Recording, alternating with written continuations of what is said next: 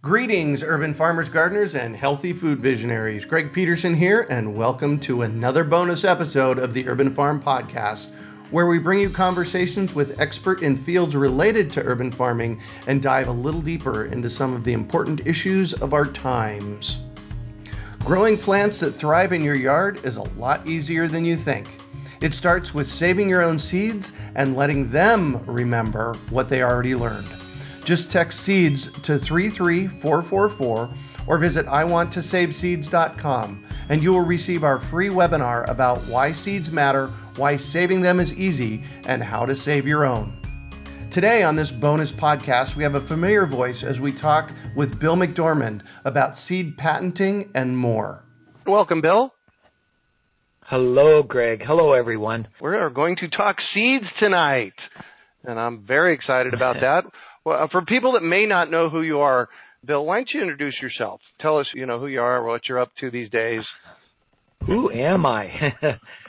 Sometimes I wonder. As far as seeds are concerned, as I sit here, I'm the executive director of the Rocky Mountain Seed Alliance, which is a linked organization now of about 3,000 people who want to live into a day where the seeds that are used to grow the food in our region come from our region. Real simple mission.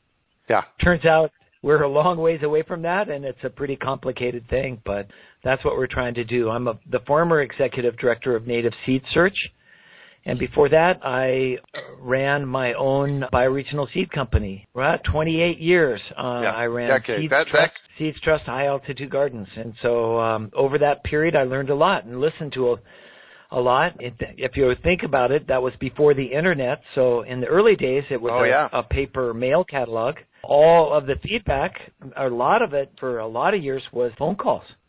And so I got to talk to a lot of people. And so I've heard a lot about the questions that people have concerning seeds, and it's made me think deeply about what kinds of answers to give. So if you're out there, use this opportunity to tap into someone who just sat there and has been through this for now going on 35 years. And so I guess I'll leave my introduction at that. Perfect. So this is one of the backup webinars to our Seed School Online program, which is essentially a 9-week, it's 7 weeks plus 2 bonus weeks of learning all about seeds. So, Bill, tell us a little bit about Seed School Online and, what it is and that. In 2010, I woke up one morning and I had this realization that in some ways, in a big arc in my life, I had become the person that I had been looking for when I was 20 years old. And let me explain. I got involved trying to find seeds for my own garden when I was going to college. And it turned out after doing research that, there was a big problem with seeds. Even then, you could see it coming, that we were going to lose a huge amount of diversity, especially that diversity that was useful in small bioregions. And so I was in western Montana, and the seeds that even my neighbors had grown a few years before had disappeared out of catalogs. We were seeing this huge centralization of the seed industry. And so we ended up finding a bunch of old stuff that was really great for western Montana and starting a nonprofit and starting a little seed company to distribute it again. And so the problem began, how do you start and run a small seed company? How do you, do the kind of education what do people really need to know if they're going to get involved in growing and saving their own seeds again? Right. And in my adventure, I found a gentleman, Ken Fisher, who was in western Montana. He was about, 150 miles away near Bozeman, Montana. And he had been there for 40 years on his 5-acre parcel running a small seed company. He had about 40 seed racks. He printed his own catalogs. He grew his seed, put them in the packets, and sold them. And that's how he made his living. It was Fisher's Garden Seeds. It was perfect. And I showed up at his door one day. I had been trying to call him and communicate, and we did a little bit. But I showed up there one day and said, I'm here. And he says, yeah. And I said, what I really want to do, Ken, is go to work for you. I need to learn everything that you're doing. This is what you're the guy that could teach me all this stuff. And he said, he walked me out onto the porch and he put his arm on my shoulder and he said, let's take a little walk. And we walked around his 5 acres and up and down the street there in Belgrade, Montana. Uh-huh. And he finally said to me, he said, Bill, you know, my wife and I are in our 70s. We got this down. We've been doing this for decades now. Blanche comes over from across the street when we need help packaging. But otherwise, it's all, you know. He said, frankly, I'll be honest, you would be in the way. We don't need you here. Oh, wow. He said, I understand what you want, and I feel like I want to help. So you have any question at all, whenever, you come over and see me, or you call me, or you write to me, and I'll help you however I can. And he was invaluable over the next 20 years. He finally passed away. But he gave me incredible varieties of things that are no longer available. Fisher's finally closed. His daughter ran it for a while, but it's gone. So things like Montana Marvel peas and Northern Lights tomatoes. And it's just this incredible things that Candy Mountain corn would not be around had they not been passed on and kept alive by my little company. So I feel really blessed about that. But when I woke up in 2010, I thought, my God, I've been running a seed company now for more than 25 years, or almost 25 years. I'm Ken Fisher. I could help other people do this. Yeah. And that became the germ for the idea of Seed School. And so now as we sit here, we have almost 1,000 graduates. It was a 6-day program, originally 10-day. Now it's a 6-day program. We've taken it all over the country, Hampshire College, University of Montana. It's just been this incredible thing. People have come from all over the world to attend it. Then we started getting calls for a 1-day version of it. So we boiled it down. That was really hard. How do you boil down 6 days into 1 day? How do you boil a whole life down into that? You know, is basically what we were doing. And so we got it down to 1 day. And then we took the best of that and all the feedback we got from all those people, and we finally got together, thank you, Greg Peterson, and put it online in an online version, just trying to keep up with the technology. And so that's what Seed School Online really is about, is like, how do we distill the best of all that we've learned, all that Ken Fisher taught me actually too, you know? How do you get those most important things into a format and get it out to the most people around the world? And so I really think Seed School Online is our best attempt at that yet, and we're getting great feedback on it from all over. We just got somebody from Barbados that wrote us that's going to start a seed library there because of her involvement in the course, and she's so excited. So nice. So that's Seed School. I love the stories that you tell around people walking up to you and saying, oh, my gosh, thank you so much for Seed School. You're trying to figure out where they came from, and they got it online. Yeah, it's really hard. Now, I could at least recognize faces for everybody that came to a seed school, but now people walk up to me like they know me, you know, and I don't quite place it. And then they go, oh, I took it online. I go, oh, wow, good. How was it? Nice. So if you haven't taken Seed School Online and would like to, seedschoolonline.com will get you to the page, the information page for that. So there you go. So where do you want to start at tonight, Bill? You know, let's take the time to do a little bit of education. You know, the story I just told reminds me of why I'm doing this. We need to get as many people growing and saving their own seeds as quickly as possible. I believe that more than ever. I don't think there's anything more powerful we can do. And I'm working on a little essay for the seed broadcast folks. I love to write for their little newspaper. And it's about how seeds are the most important and powerful technology we can use politically, economically, socially, culturally, spiritually right now to change our world. And we've got to change it. That's just my scenario for the future. Yeah. And so I don't know what yours is, but my guess is that if you're around seed saving, the seeds themselves have taught you to at least pay attention to larger environmental and ecological cycles. And once you start to understand those, you know, there is a sense of urgency about the world today. We're headed toward 9 billion people all of a sudden. We just crossed 8, the other day. Did we really? Man. Yeah, we're going to be at 8.6 soon. They're looking at, they're already talking to 9 billion people. I mean, it's just out of control. And the systems we have set up can't sustain it. And now they're challenged with climate change. And so grow and save your own seeds. So what is keeping us from doing that? Well, there's really, as we like to teach in seed school, there's really nothing keeping us from doing that in this country yet. Almost everything that you see, you can save the seeds from. Most of all of the genetically modified stuff, never gets down to home gardener or small farmer levels. You have to sign a 50-page contract to buy that stuff, and it's just not worth it to sell it in small quantities.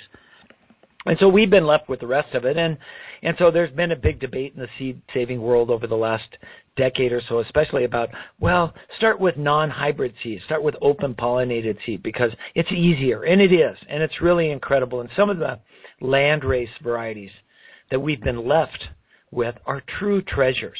There was this golden period in the 30s and the 40s and the 50s where companies like Heinz and Campbell's Soup got involved in making these open-pollinated varieties better and better and better, and selecting for flavor for their soups and stuff. And so all that material's out there. We could have a field day. I really believe we have enough stuff to save ourselves if we'll just pick up again with this activity of seed saving.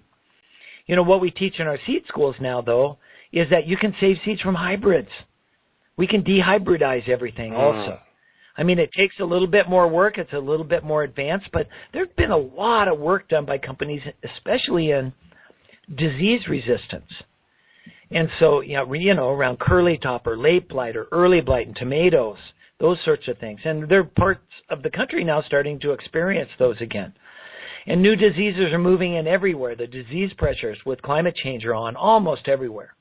And so there's a lot of great stuff out there. But, in seed school, we teach you how to save seeds from hybrids. So, as I say to people, especially if I'm in a restaurant and somebody bites into a really great tomato and they go, gosh, oh my God, that is so good. I say, save the seeds. And they look at me kind of funny and they go, but I don't know what variety it is. And I go, I don't care. Yeah. And they said, but it could be hybrid. I don't care. If you find something that's worth saving, save it. We can figure out how to dehybridize it, and it's a pretty simple process. So that's, takes us up till today. What we are seeing for the first time infiltrating many of our major seed companies, and these are companies that sell certified organic seed. Mm-hmm. These are the companies that are selling to our farmers market farmers, our market farmers that are doing CSAs, growing for restaurants that we eat in. For the first time, they're starting to sell a substantial number of patented seeds. Mm. And that makes it, now we got a problem in saving, because there are two different levels of patenting, and I can talk about that just a little bit. But one level, utility patents, expressly say it is illegal for you to save the seeds. The 10,000 plus year adventure of human interaction with nature to create our entire food supply just came to an end. We can't take part in it anymore. All that work that was done to bring us lettuce 4,000 years ago in Egypt, they figured out how to, save prickly lettuce into romaine. And now somebody comes along and takes all that work, tweaks a gene or two, and patents it, a utility patent, and it is illegal for you to save the seeds. That's in this country. This has to do with hybrid and non-hybrid seed. And a lot of it's certified organic, because that's the new market niche. And so I think we need to start a national discussion about this. Mm-hmm. Because for me, it's the first real pinch in what we're seeing policy-wise to keep us as seed savers from really winning the day. And I have every confidence that we're going to. That a grassroots movement of seed savers across this country can grow and save enough seeds and adapt it in enough places that we'll have enough as the climate changes, as our local economies wake up and we realize that, wow, I don't have to compete in the market anymore at the farmer's market. I'm not just selling carrots. I'm selling Nash Huber's carrots. Because my name is Nash Hubert, and I saved my own carrot seed, right? And so now there's lines of people at the Seattle Farmers Market lining up to buy Nash Huber's carrots. And he can charge more for them, right? Because they're better. Why are they better? Because he saved the seeds from the ones he liked that tasted better. I mean, this simple process can save us economically as well as genetically. So, talk to us about patented seeds. You said there's two kinds. And one of the questions I really want to ask you is, if you have a seed, something you've grown out, and you save the seeds from it, or that tomato in the restaurant and you save the seed from it, how do we know if that's a patent seed? Well, you don't. Yeah. And up until now, there was no problem with it. And so that's a problem. One could argue that if you're just going to go home and plant it and use it for your own use, that's more of a problem for the company that owns the patent than it is for you. Because nobody's ever going to, come around and check every backyard for patented material. There's just not enough time, energy, or money to do that. In fact, I was just with Vandana Shiva for 3 days, who is the great seed activist from India.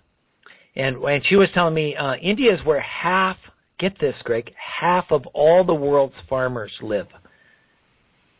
There are 50 million farmers in India. And so what they did was they got one of the rice varieties that they like there was patented. It had a utility patent on it. It was illegal to save the seeds. So her organization, Navdanya, got some seeds and they grew it out. And they saved the seeds, which is illegal. And then they distributed it through their network of 110 seed banks, they call them. They're like community seed distribution centers.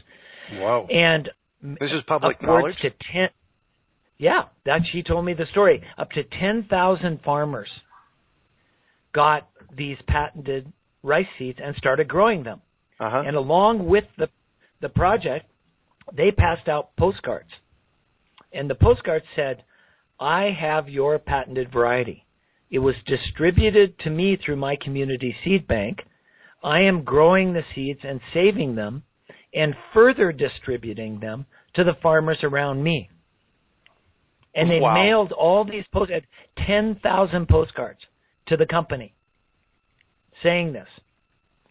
And they dropped the patent. What's the company going to do? They what? They stopped the patent? What did they do? There's just no way for them to do it. And this is the kind of activism that Vandana Shiva represents. Yeah. So in our country, we don't have nearly as many farmers, and we're not to that level, is what I tried to explain to her. But it's a story that I like to tell. So anyway, plants were never allowed to be patented. In all of our country's history, whenever there was a suggestion that somebody could own life, it just doesn't make sense. Right. It took so long to develop these varieties that all our food came from wild plants. From prickly lettuce. Corn came from teosinte, this tropical grass. Peppers came from chiltepines, this perennial shrub that grows down in northern Mexico. I mean, you try to eat one of those, as a bell pepper, it'll burn you up. There's just not enough food there. So somebody had to work and save those seeds for a long, long time to get these crops into workable fashion. I think was it William Worth Weaver or someone said once, he had a really great analogy. He said, what happens if every time you save seeds from something in your yard and you make it a little bit better, you put a quarter down? And then, to represent what just happened. And then somebody takes those seeds and grows them out and makes it a little better, and you put another quarter down. And now we've got these quarters that, stacks of quarters that are literally, for some of our crops, 10,000 years old. And now one of these modern companies comes along and puts a quarter on the top of the stack and claims they own the whole stack. It's theirs. And no one else can do that ever again for that patented plant. So in 1930, after incessant lobbying by the Seed Trade Association, plants were finally allowed to be patented. But there was an exception.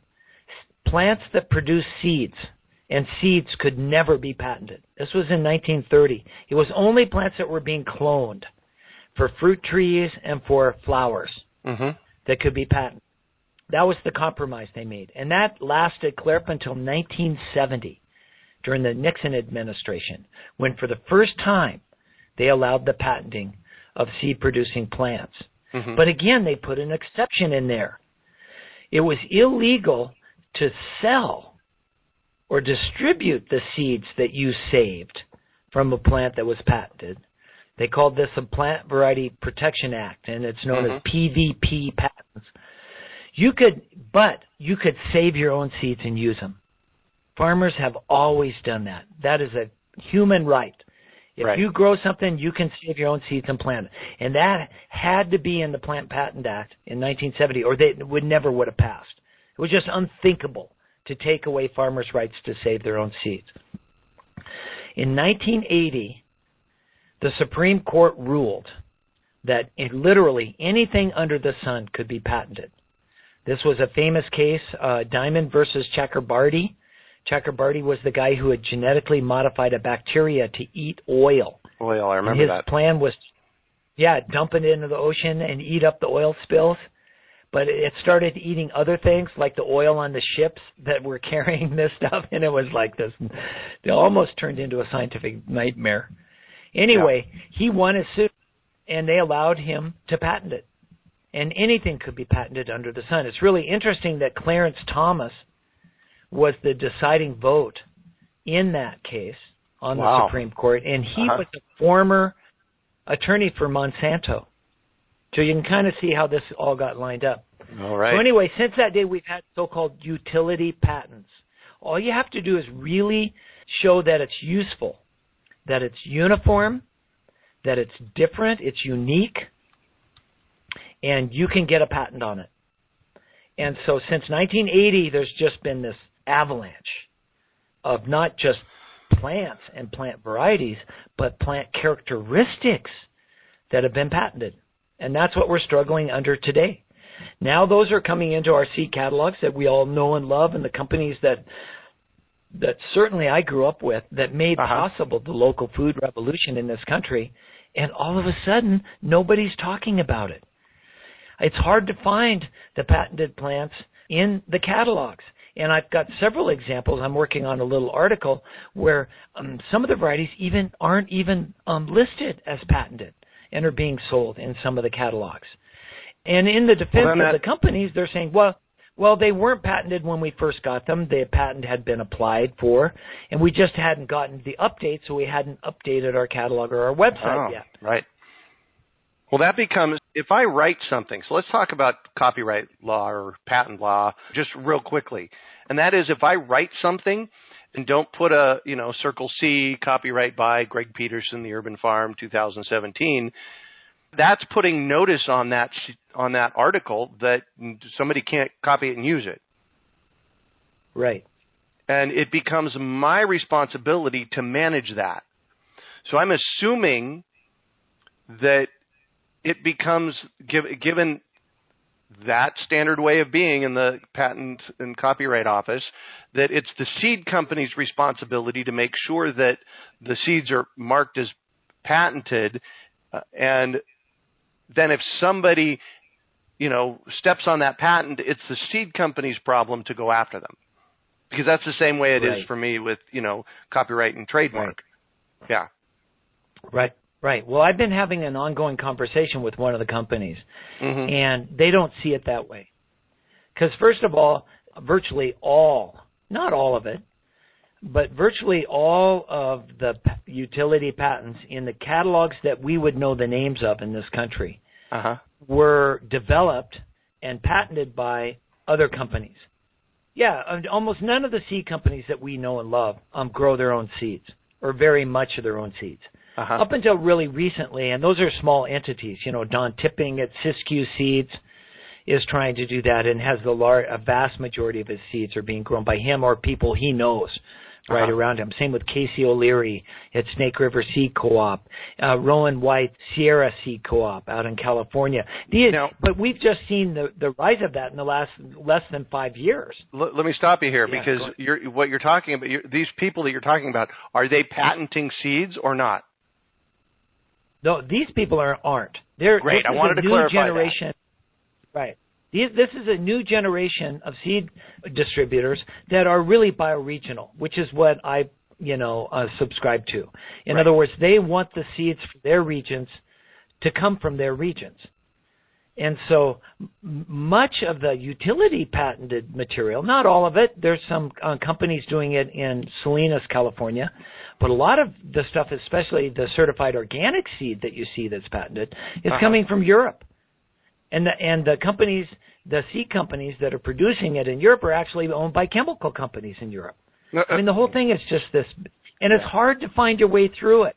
So, yes, I would say that companies like Vitalis and Bejo and Genesis, I'm throwing out some names. These are breeder developer companies that are coming up with these new varieties that are placing utility patents on them. All right. But you can't buy seeds from them. What you have to do is buy them from companies in the United States that are their distributors, their vendors, so to speak. Yeah. So we're dealing with our vendors, and it's not their responsibility. They don't think. It may be, Vitalis's responsibility to follow their copyright, as you were talking about, right, and make sure these things are marked. But, if you're putting out a catalog, I understand this. If you're putting out a catalog once or twice a year and you don't get word that something's patented, by the time you go to press, you print it without that notification. And so what I've been calling for is full transparency and a current list somewhere. Yeah. And this is what I think we should all ask for. If you are buying seeds in this country, every time you buy them from now on, ask if any of the seeds are patented and ask them for a list of all the patented seeds that they're selling. It's really simple. And then we can have a choice as seed savers. I don't want to buy something if there's a mistake or it's a delayed registration on their website and get it and maybe have it say patented on the packet, because I want to save my own seeds.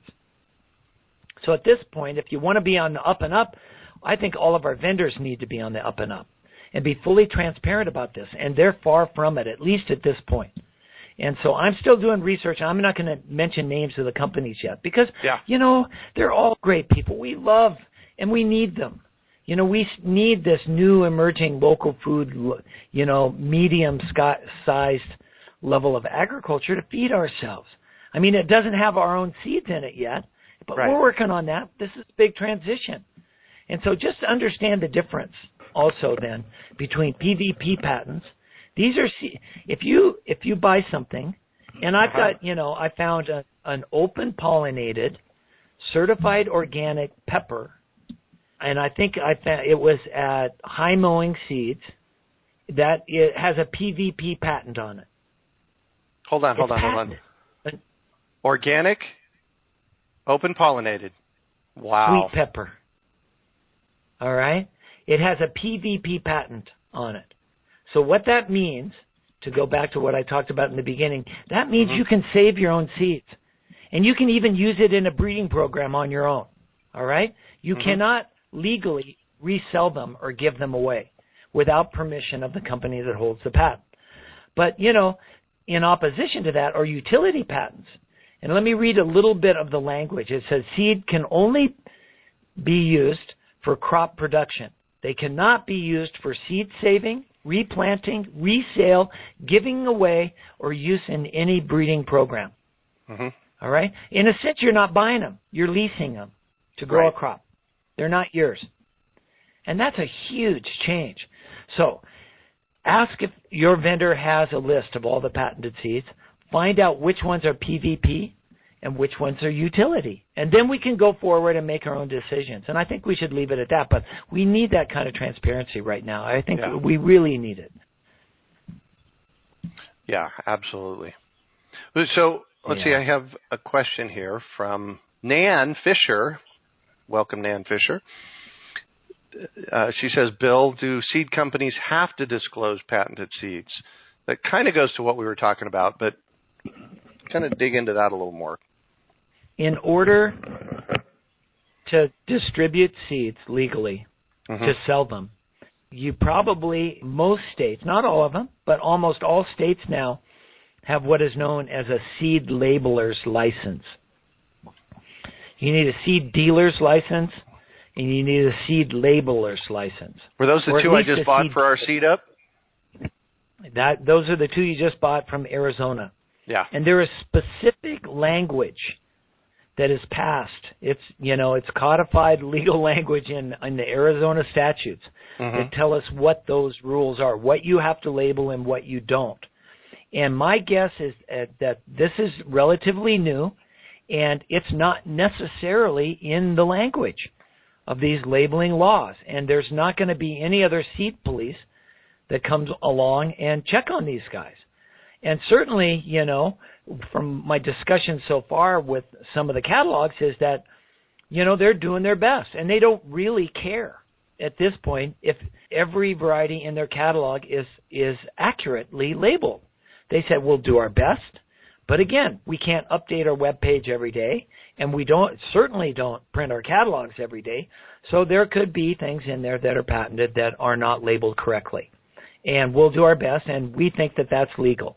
So I'll just leave it at that. What will change this is if we all start asking and ask and ask and ask. Because the easiest answer to all of this for everybody is for every single one of these companies to have their list.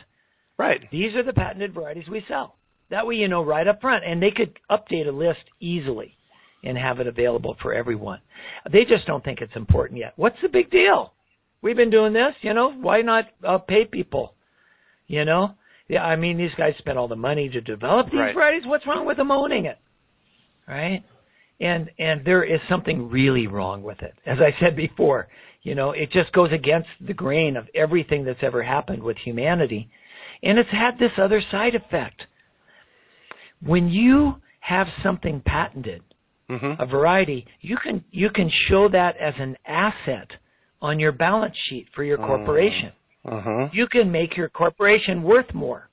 Why would you want to do that? Well, there's only one real reason that companies do that, and that's so that they have more muscle when there's a merger or acquisition. And we have seen 20,000 seed companies become a half a dozen in the last 25 years since we've allowed plant patenting. And so if you don't like the continual merging of the seed industry, then you should not believe in plant patenting, because that's one of the major direct consequences that we're all having to deal with. We had 6 companies that owned about 72% of the world's seeds, and now they're all merging. And so we're going to end up with 3 companies that own, our current government is turning a blind eye to mergers. And so Dow DuPont are about to merge. Syngenta is actually being sold to Kim China, which is one of the largest chemical companies in China. Wow. And Syngenta is being sold to Bayer, which is a Belgium company. And so, it's just this incredible concentration and centralization of seed energy in few hands. And that's just not good. Yeah. Those people, if you live like we do in a fringe climate, Phoenix is not normal for agriculture in the United States. If we're going to grow stuff in Arizona, it has to have special characteristics. Well, nobody in one of those 3 companies is targeting deserts yet for their breed and production. We're just too small of a market, right? You go for the big bread basket. That's just good logic, corporate logic. So you don't want just a few seed companies. What we want is 20,000 Ken Fishers out there. Yeah. Right? Of little ones, like in Belgrade, Montana, breeding stuff that works right where you live. That's what we want. If we're going to, I personally, the older I get, the more I think we should just return it to a public resource, the community square, that we all own all of our seeds, and we take them down to a seed exchange or a seed library and exchange them every year. And together develop this resource without ownership being involved. But, we're market-driven people, and I understand that now, and that's really the way to distribute things quickly. So let's put up with that, but let's not have mega corporations. My God, it's just not good for biodiversity.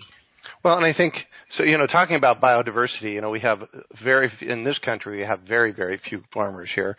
And in India, you said they have the most farmers on the planet. I think really that's my goal, is to build systems that people can learn how to grow their own food and right in their front and backyard, and, maybe produce 2% of the food that they eat, or 4%, or produce enough that you can share it with neighbors. Heidi, my sweetheart, just left here a little while ago. She left the house, and she always takes a basket of groceries from our yard to the person that owns the yoga studio so that she teaches at on Tuesday nights. Right. It's just something that she does. So, that's really what I'm after, is to, empower us to figure out where our own food comes from. And, honestly, it all starts with seeds. Yeah, we're not going to last long. If there's a disruption in the supply, I was trying to think about this morning. If there's a disruption in the supply of these mainly now utility patented seeds, and a lot of this is for greens. The greens that are being grown in these closed environments, aquaculture and hydroponics, all this new kind of stuff. I mean, that's at University of Arizona now, that's the future of agriculture. Yeah. Oh, we'll just grow everything indoors. It'll all be, machine and robotically controlled. We'll use less water, and less soil and less fertilizer and less all this stuff. I mean, they're using more energy, but nobody's talked about that yet. Yeah. We figure it's like 288 calories of energy in for 1 calorie of energy out in the lettuce that they're harvesting. Oh my God. But I came to the realization that almost all of that industry is being fueled. The seeds are coming from Northern European companies that have figured out how to do this in front of us. And if there's a disruption in that seed supply, wow. Now there's literally nobody. And I've been pitching this for several years now. I spoke at the National Aquaponics Conference. Oh, wow. And I was trying to get them interested. I said, can you believe what would happen if you grew and saved seeds that were adapted to your own aquaponic culture? Start adapting them to that.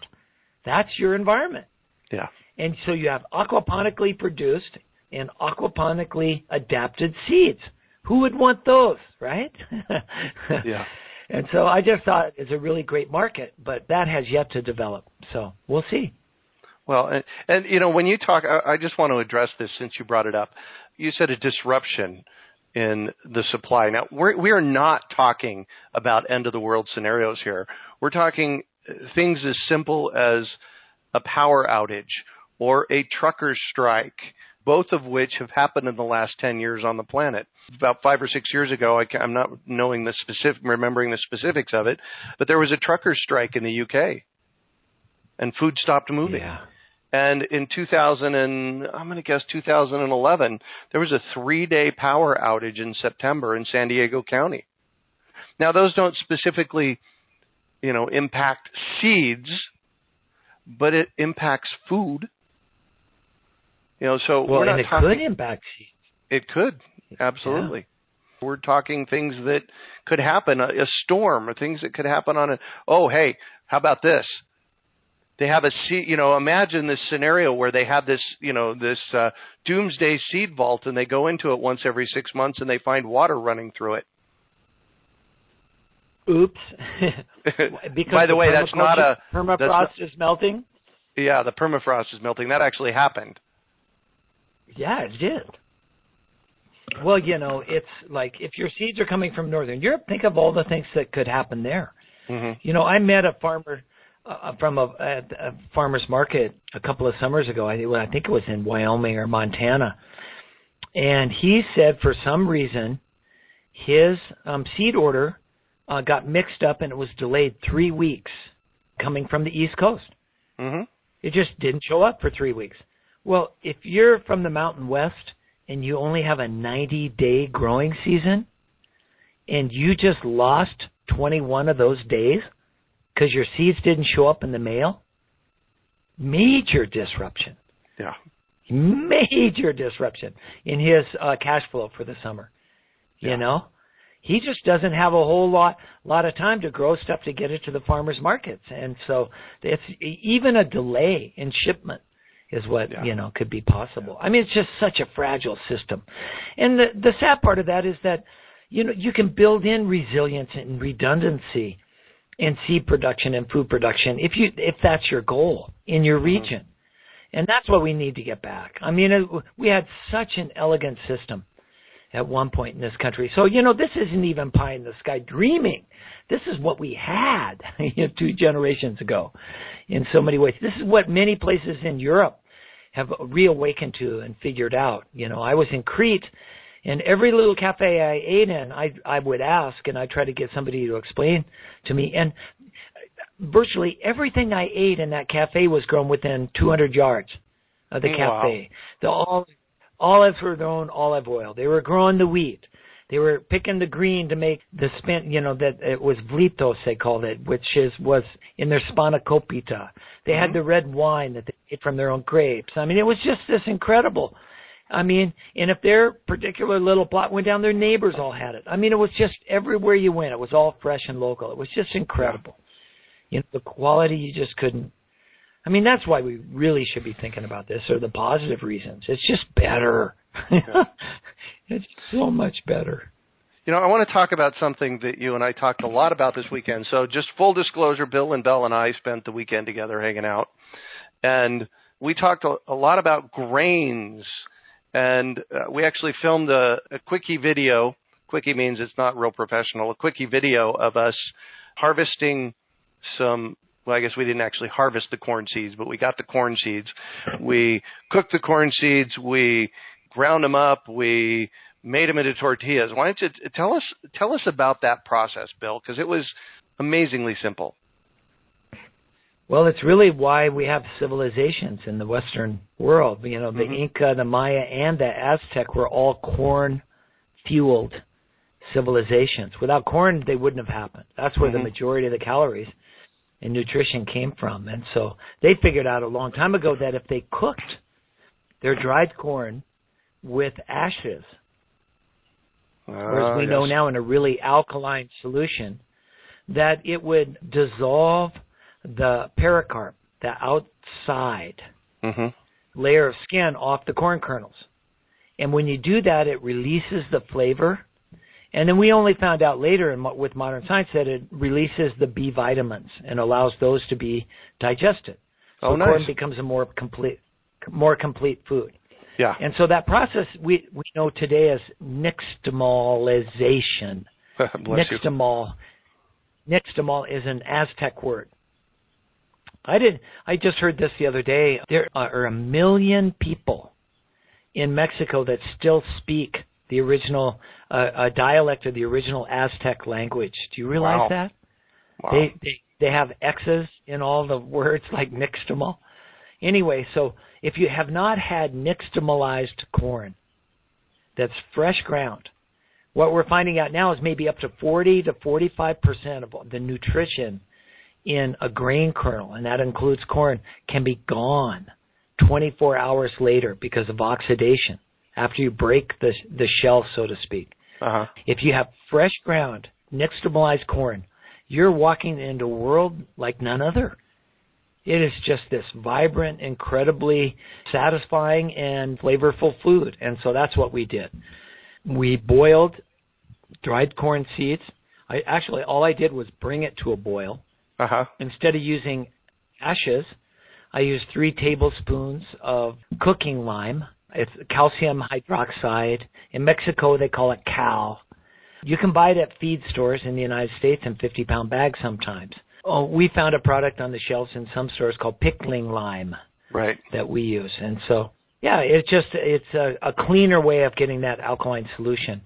So if you just bring your corn seed to a boil and then turn it off and let it sit there until it cools off enough, it'll take you an hour or so to put your hands in it. Then you can put your hands in and knead those soaked corn kernels a bit, and the rest of the skins will all come off, and the water will get really cloudy.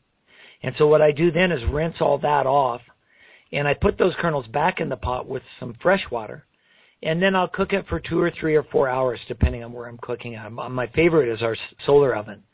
I just put it outside for the rest of the afternoon and it stays at about 300, 350 all day, and it just cooks it. And so you can tell it's done because it pops, so to speak. It starts to turn itself inside out, it looks like. It's hominy, basically. All right. And so what we did, remember we drained that hominy. It was still warm, and I ground it in my little hand grinder that I got in Mexico, and that makes the perfect consistency for tortillas. We did a blue corn. So we have blue corn tortillas.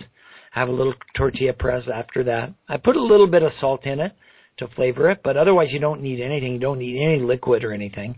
It's just the perfect consistency. And then we put them on a really hot griddle. We have in Mexico they call them comals.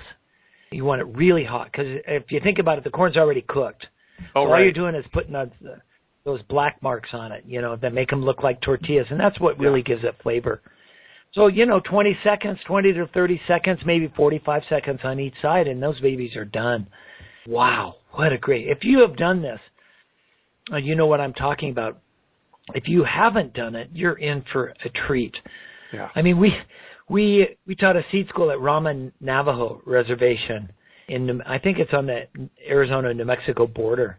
And it turned out that everybody that came to our seed school had never eaten fresh ground corn this way before. That the generation that was alive there in the reservation had drifted their original, ways of doing things. And so we got to reintroduce this to them. And I'll never forget this Native woman. She got so excited. Greg, she broke my tortilla press. She was pushing so hard. She was going so fast and pushing. She just had to have more, And so that's how I like that. Now that's what happens. You just get so into it, you just want more. It's great. Well, and I can so appreciate that wanting more and being moved by it. I'm kind of I'm like that here. And so recently we were actually harvesting apples off of our trees here and pressing it into apple cider, which a friend of mine who was here helping us press the apples, she took 5 gallons of apple cider from us, took it home, and is going to make apple wine out of it. And I was moved, pretty much moved to tears that, basically we're making this apple cider, and here pretty soon it's going to show up back in my kitchen as apple wine. And I've had apple wine from my apples here, and it is absolutely extraordinary. So coming up with your own food, it's a daily happening here at the Urban Farm. We eat something out of the yard every single day, and I challenge everybody out there to do the same thing. Well, yeah, we know how good it is. Yeah. Yeah, and you've been so good at that, spreading that gospel, so to speak. How many years have you been doing this now? It's got to be. Me? 25? Yeah. How long have I been growing my own food and eating it? 42. Yeah. And then how long have you been having people come into your yard to learn about how to do it? 26, 27 years.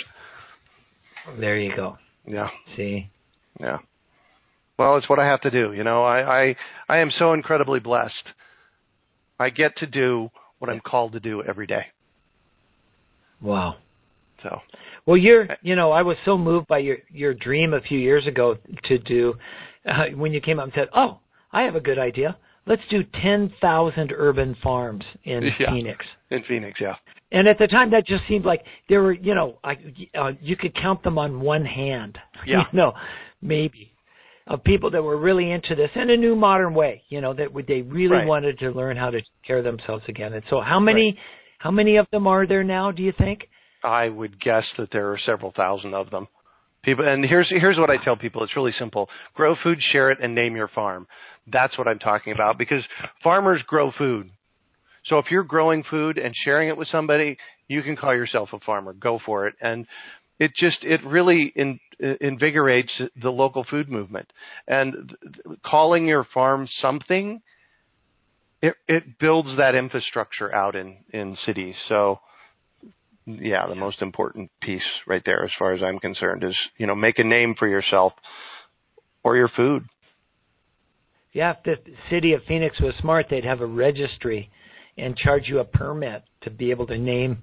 Oh, my God. No politicians listening, right? You can see how the world goes, right? Everybody wants a piece of the pie. Yeah. Yeah. Parting thoughts until next month, Mr. Bill. Well, this is really a pleasure just to spend time with you and to have people out there who really want to learn and listen a little bit. And so, my parting thought is that, you told me a story about your own urban farm there and seed saving, about your basil seed. Oh, yeah. Let's go home on the basil seed story. That's your story, and I've used that now in our seed schools. So you started out growing your own food in the city, and then you started teaching people about it, and now you're doing seeds. And so how hard was that? Yeah. Well, and in this particular case, it's just the seeds that come up in my backyard and in a more desert area of our backyard that don't always necessarily get water, and they just, keep coming back year after year. So they're becoming urban farmized seeds that are more desert adapted. And it's really that simple. And honestly, at any given moment now here at the Urban Farm, we've got parsley, garlic, onions, oregano, basil, lettuce in the winter times, a bunch of greens in the winter time, stuff that just comes back year after year after year. And it's because I've used the open pollinated seeds and let nature be in the space. Isn't that incredible? Yeah. What you're doing is world-class breeding. You're adapting those crops to your own backyard. And you can do that without paying attention. In fact, sometimes it's better if you don't, right? That's oh, my gosh, yes. About. This is Yeah. No, it's such a great joy to be a part of this whole thing. I just feel so blessed. So well, thank you. Thank you, everybody, for coming on. Yeah. Thank you, White Pond, for listening. Yeah. And as I always like to say, farm out. Catch you on the flip side. Did you know the best seeds for your garden don't come from the nursery? In fact, the seeds that will create the most robust and delicious fruits and vegetables come directly from your garden. This is because they are uniquely adapted to your growing conditions, better than anything you can buy from a fancy catalog or website. Through the magic of seed saving, it is quite possible to have the garden of your dreams. The best part is, saving your own seeds is surprisingly easy and fun. With a bit of instruction, anyone can become a seed-saving superstar. Let us teach you how in our free seed-saving webinar. Just text SEEDS to 33444 to sign up, or visit seedsavinghacked.org for more information. That's SEEDS to 33444, or visit seedsavinghacked.org.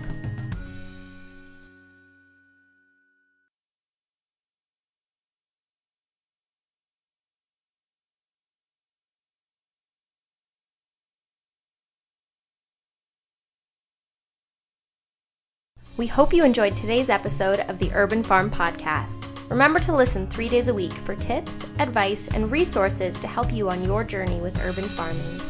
You can find us on the web at urbanfarm.org or send us an email to podcast@urbanfarm.org. In the words of Vincent van Gogh, great things are done by a series of small things brought together. Be encouraged that with each lesson learned and skill developed, you are one step closer in the direction of your dreams.